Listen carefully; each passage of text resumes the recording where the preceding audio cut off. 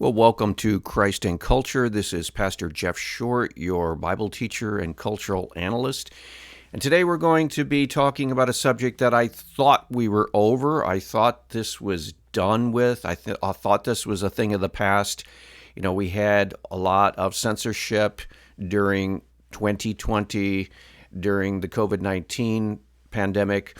We had all kinds of censorship around the jab. We had all kinds of censorship around BLM. We had all kinds of censorship around the elections that same year. A lot of 2020 was one of these years where free speech really took a hit during that time.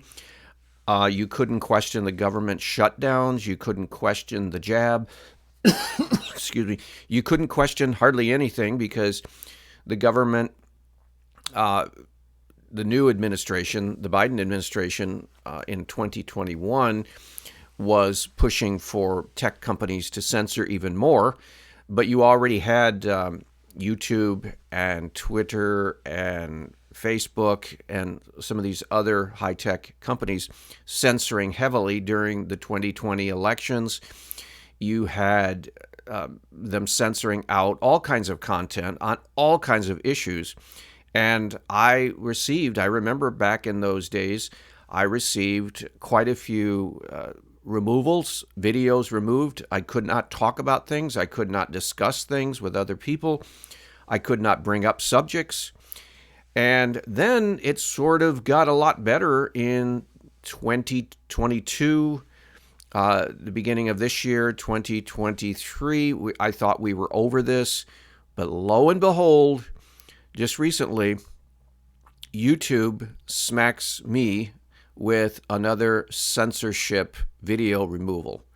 And this is over something that was put out a year or two ago. And now they're coming back around. I guess they're purging their archives and they're just going through, and anything that smacks them of not following the leftist, liberal, radical, cultural Marxist playbook, they are just removing under the guise of, well, we'll find out here. But as you can see from the screenshot here, it says that YouTube has removed your content. YouTube has removed your content. So I'm just going along and I'm enjoying the freedom that for the first time in about 2 or 3 years that YouTube creators have enjoyed. I haven't, in over a year, had any of my videos removed that I can recall. But then, lo and behold, right out of the blue, here we are faced with another censorship. And they actually just removed this video. So let me read some of the rationale that YouTube has for doing this. And you can see right there on the screenshot that YouTube is going to try to explain why they removed a video of mine from I think it was 2 or 3 years ago. It says, "Hi, Christ and Culture." That's the channel. "We wanted to let you know our team reviewed your content." Really? Did the team review it? Again, is it an algorithm or is it a human team? Is this an actual personal, real human beings looking at my content and looking and listening to what I'm saying? I doubt that. I doubt that their team of people, it seems to be implying that there are people that actually reviewed it, not just one, but a team, reviewed your content, and we think it violates. So they think it does. Maybe they don't know that it does. And I don't really believe that there was any human involved in this decision. I think that they basically go through all of the content through the speech-to-text feature that they have. They can actually review every video that's put up as far as the audio portion, and it doesn't have to even have any human interact with it. It can be all within the computer. If you're saying something on some topic that they don't like, they can take down your video because they think it might have violated some policy that they came up with just yesterday. They can change that policy at any time also. We think it violates our medical misinformation policy. You think it violates medical misinformation. Misinformation. So false information, inaccurate information, inflammatory or outright wrong information, they're saying. We know that you may not have realized this was a violation. Of course, I did not realize that this was a violation because I don't understand what your terms of service really are. I mean, it varies from time to time. All of a sudden, you'll get an announcement that says YouTube has reviewed different terms of policy and we've made some changes. We hope you're good with that. Well, what did you change? How is that going to affect me? And what does that actually mean when we're trying to make content on YouTube? And what are the rules now? Because they keep changing them. We know that you may not have realized that this was a violation of our policies, so we're not applying a strike to your channel. Well, that's good, because if you get 3 strikes, you're actually taken off the channel. So they haven't given me a strike. They're just going to take the content down. However, we have removed the following content from YouTube. And then they give the specific name of the video. And it's called Francis Collins Has More Faith in Science Than the Bible. So the whole content of this video was to show, because evangelicals seemingly are touting Francis Collins as this great paragon of Christian worldview. And what they're really doing is just saying, hey, we have a famous evangelical in connection with the government, and we're just going to boast about that. It's all a PR effort. Because when you look at Francis Collins, he's not a consistent evangelical. He's not taking the Bible seriously. He doesn't take the Bible seriously as far as the book of Genesis, and he's totally committed to the Darwinian view of evolution, that things came about simply by adaptation and random mutations and so on and so forth, which is not what the Bible describes. So he is really compromised on his understanding of Genesis, and so he's willing to compromise the faith there. But then also on the issue of abortion and LGBTQ rights, Francis Collins was the head of the large medical administration here in the government, and he actually was promoting the LGBTQ cause on Gay Pride Month. I can't remember which year, was it last year or the year before. He actually did some kind of an article on how we should celebrate the diversity of the LGBTQ community, and he's proud to stand with LGBTQ people, and that his part of the government is really promoting this. And this is supposed to be an evangelical Christian. Well, if he's an evangelical Christian, that means that he's a Bible-believing Christian, and that means that when the Bible says that it is not good for man to lie with another man as with a woman in the Old Testament, and when Paul talks about homosexuals doing despicable things, and in the book of Romans, first chapter, those are teachings that evangelicals who are supposed to be Bible-believing are to take serious. But Francis Collins, I guess he has a way of interpreting the Bible that lets him be totally in line with all of the secular current consensus. And so he just fits right in with the LGBTQ promoting leftist liberals, even though he's supposedly of an evangelical, and not just an evangelical. He's one that we're supposed to look up to, because he's our guy in Washington, and he's our guy in the administration, and he's really someone special because he's famous and he's in a position of power, and we as evangelicals are supposed to really look to him for all things science. Well, he has accomplished quite a bit in the scientific realm. If you remember, his initial claim to fame was that he was the director of the Human Genome Project, which is a fantastic scientific endeavor. And yet, just because he has accomplished something in genetics does not give evangelicals just the green light to go ahead and say, well, everything that Francis Collins says and does is totally great because he's an evangelical. No, we have to look at what he's actually doing and evaluate that on the basis of the Bible. Test all things. Cling to that which is true. The Bible tells us to test the spirits to see if they are of God. You don't just believe every spirit that mutters something.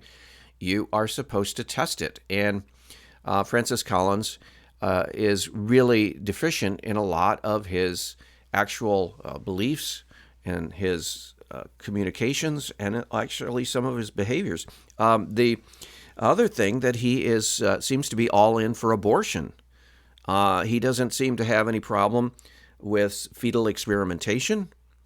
That was a big thing among evangelical Christians, that we oppose fetal experimentation. We don't see human beings in the womb as simply instruments of experimentation. You don't just say, well, this is a baby, it was aborted, so we get to experiment with it. No, that baby had a crime committed against it. That is the abortion, murder, crime. And now we don't want to compound the sin of abortion by taking that baby and using the aborted fetal parts for medical or scientific experimentation. Well, Francis Collins doesn't seem to have a problem with that either. So this was all written up, and I think, if I am not mistaken, again, this has been a year or two ago, I think I based my video on Megan Basham's of the Daily Wire, her expose of Francis Collins. And her article is basically saying, hey, wait, evangelicals, before you start praising Francis Collins and before you start seeing him as our guy in Washington and as our guy in government and touting him as this great evangelical Christian, look at some of the things that he's standing for. And I think that was the whole basic thrust of my video back then. That was just recently taken down. Now, why did they decide to take it down recently? Why all of a sudden? Well, probably because we're coming up on an election year. So we've had about a year or so of hands-off, or more or less hands-off. 2022 was a pretty good year, although they did still remove videos. They sort of backed off a little bit on a lot of the things. Why? Because a lot of what they were censoring has now been shown to be questionable. So, for example, there were all kinds of topics you couldn't talk about. You couldn't talk about the origins of the COVID-19 virus. You couldn't talk about Wuhan, China. You couldn't talk about the jab, the mRNA vaccine. You couldn't talk about that. You couldn't talk about the election, whether it was fair or whether there were really questionable behavior on the part of certain cities in certain areas, election integrity. You couldn't question that. You couldn't question all kinds of issues because you would actually get a video removed on Facebook. You would get tweets taken down on Twitter. You would get things taken down on Facebook. You would have this radical censorship take place if you just began to talk about certain subjects. And I can think of, right off the top of my head, a number of different Christian YouTube platforms that were actually just taken down. I just recently had learned, and I didn't know this, but I did come to think of it, he seemed to just drop off YouTube. And that was Patrick Coffin, the Roman Catholic apologist, a former lead host on Catholic Answers, which is a pretty large Catholic apologetic network. And so I would listen to him occasionally, especially, for example, I remember he did a great interview on the Kinsey report and who Kinsey was. And I think it was Judith Reisman who wrote a book exposing Kinsey and how his flawed studies led to a lot of confusion in our society in the 60s and 50s, 60s, and 70s. And really enjoyed that. So Patrick Coffin was putting out some good stuff. Evidently, he didn't realize that YouTube was censoring on the jab. And so he was putting out, discussing from a Catholic perspective, specifically, but generally from a Christian perspective, more or less, there is widespread agreement on abortion between evangelicals and Catholics. But Patrick Coffin just waded right into that discussion about the connection with the jab and abortion, and all of a sudden, his entire channel was removed. So he got totally canceled from these social media groups. And so now he's on Rumble, I think, and broadcasting his program on there.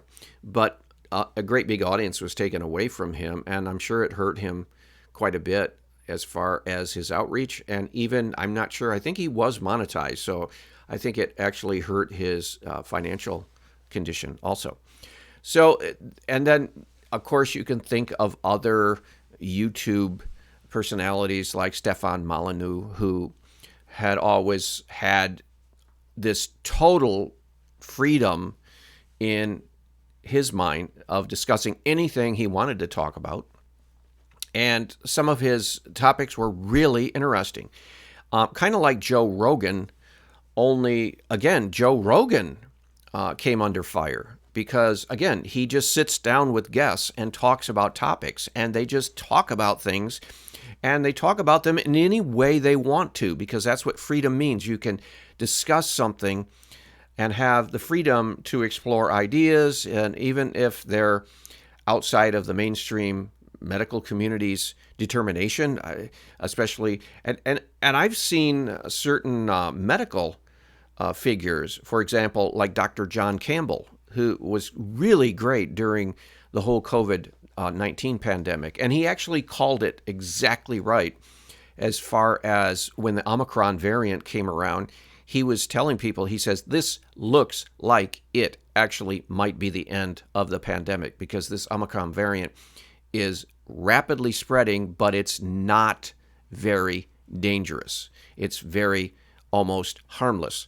And so if it spreads and you build up immunity by getting the Omicron variant and you don't get sick, and you won't get sick usually, then that basically means the end of the pandemic and things can go back the way they were. And the mask can come off and you don't have to get any more of the jab and so on and so forth. And he was exactly right.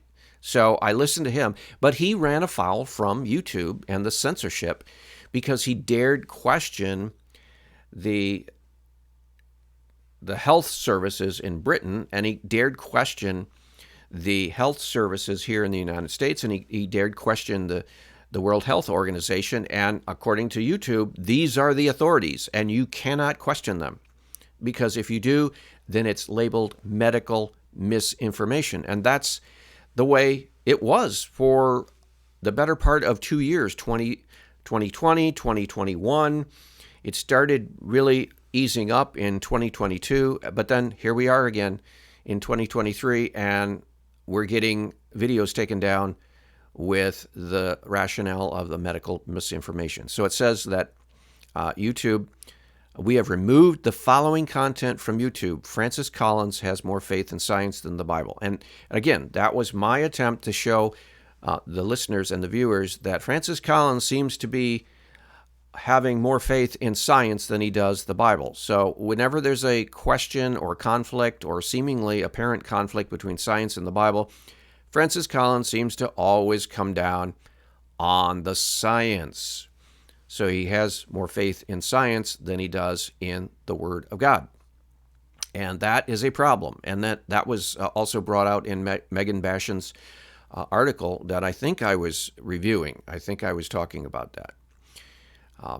YouTube also doesn't like you to review other people that have unauthorized opinions. I remember I had a book review that I did on Molly Hemingway's book about the 2020 election. And I went through the book and reviewed it, and about 6 months later, it was taken down. Why? Misinformation about election integrity. So again, here's a published book, published work by a credible reporter, and you can't even talk about her book. You can't even review it because, again, the powers that be don't like you talking about things in unauthorized ways. So we're back to that again, I guess. So this is really a violation of free speech. It's supposedly legal because YouTube, which is owned by Google, is a private corporation. Well, yeah, it's private, but it's not totally private. It is a public forum too. So there needs to be some real updating of our laws, because if you have a dominant company like Google that controls so much of the internet, and yet you allow it to operate with these censorship rules that violate the public free speech, articles of free speech, and so on and so forth, there's a problem here. So I think that the tech laws have to be updated to the new reality that we live in. It says, we realize this may be disappointing, but it's our job to make sure that YouTube is a safe place. So they're worried about safe spaces. What does that mean? That means that under the guise of medical misinformation, under the guise of removing harmful content that might hurt someone, and that it's not safe for people to hear both sides of arguments. This is really scary. This is totalitarianism.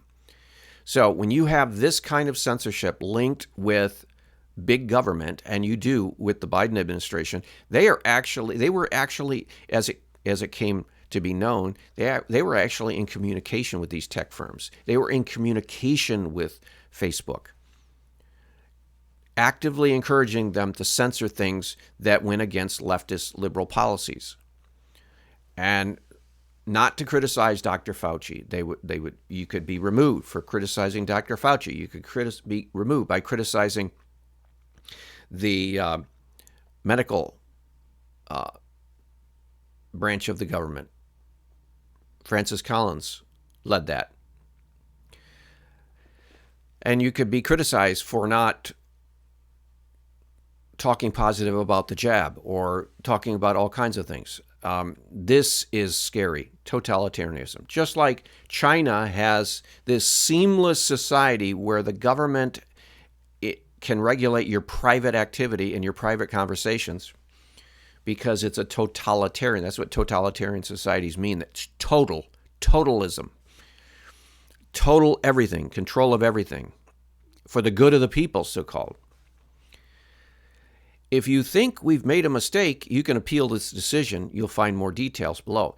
Now, here's the way that works. If you appeal it and they don't reverse it, you do get a strike. So if you have 3 removals and you appeal all 3 and you lose the appeal, or they don't feel that you've brought any evidence to show why it shouldn't be removed, they can give you a strike. And if you appeal 3 times and lose 3 times, you're off. So really, who wants to challenge that? Because you get penalized if you do. So I'm not going to challenge that. It was up for a year or 2, maybe, and people viewed it. And so, okay, they're going to remove it. I'm not going to challenge it. I'm just going to ignore. I'm going to ignore it and say that's the price that I have to pay for being on a platform like YouTube. YouTube doesn't allow content that poses a serious risk of egregious harm by spreading medical misinformation about currently administered vaccines that are approved and confirmed. You know, the safe and effective. There it is, safe and effective. Remember that? We heard that all the time. Safe and effective by local health authorities and the World Health Organization. Local health authorities mean the local country. So in Britain, I think it's called the HS health system. United States, we have our health system run by the government. World Health Organization, the international body, the same body that took so long to actually recognize the COVID-19 epidemic. So if you question any of these authorities, you can be taken down. That's not free speech. Because who makes them the sole arbiters of truth? And as Christians, we better be aware of this. We can have these man-made authorities come in and say, well, you can't preach about the sin of sexual perversion because authorities have said that this has no problem and that these are perfectly legitimate expressions of love or whatever, and then we can actually in Canada, pastors have been jailed. James Coates was actually imprisoned because Canada said you can't hold services on Sunday like Christians have always done for 2,000 years. You can't do that now because of a medical emergency. And so the government decided that Christians can't go to church on Sunday. And James Coates said, no, we're going to keep on meeting because we have a higher authority. God Almighty says, don't forsake the assembling of yourselves one with another in Hebrews. And so they kept on meeting. Well, they threw Pastor James Coates, in jail. And he stayed there for months and months and months. Again, that totalitarianism. How we find violations. We use a combination of automated systems and human reviews to detect violations of our community. Yeah, I don't think that there was a team that watched my whole video on Francis Collins and my critique of him and said, oh, well, we can't allow this. No, it was an algorithm that was snooping through the text of my video and noticed that I was talking about certain topics, and then noticed I was talking about the head of the National Health Administration services, and then put two and two together and said, oh, he's saying something bad about Francis Collins. He must be saying something bad about the jab. He must be saying something bad about this. And then they took it down. That's how it actually took place. What you can do next. We want to help you to keep your content on YouTube. Really? So why don't you just butt out and let us talk about what we want to talk about and give us the freedom of speech like we've had in this country for decades and centuries. Review YouTube's community guidelines. The vague ones, the ones that are really hard to understand, that's going to help. Double check your content, how your content may have violated our guidelines. I'm not going to be walking on eggshells just because YouTube is hypersensitive about ferreting out anti-leftist, anti-Marxist content. I'm not going to play that game. Appeal here if you think we've made a mistake. Yeah, and let us refuse your appeal and then give you a strike, and 3 strikes you're out. Nope, I'm not going to play that game either. Learn about your resolution options. If you have any further questions, feel free to reach out to us here, which may not even get a reply. It's just a joke. So this is what we're dealing with, people, and get ready for it because it just might get worse and worse as we go. Hope to see you next week. God bless.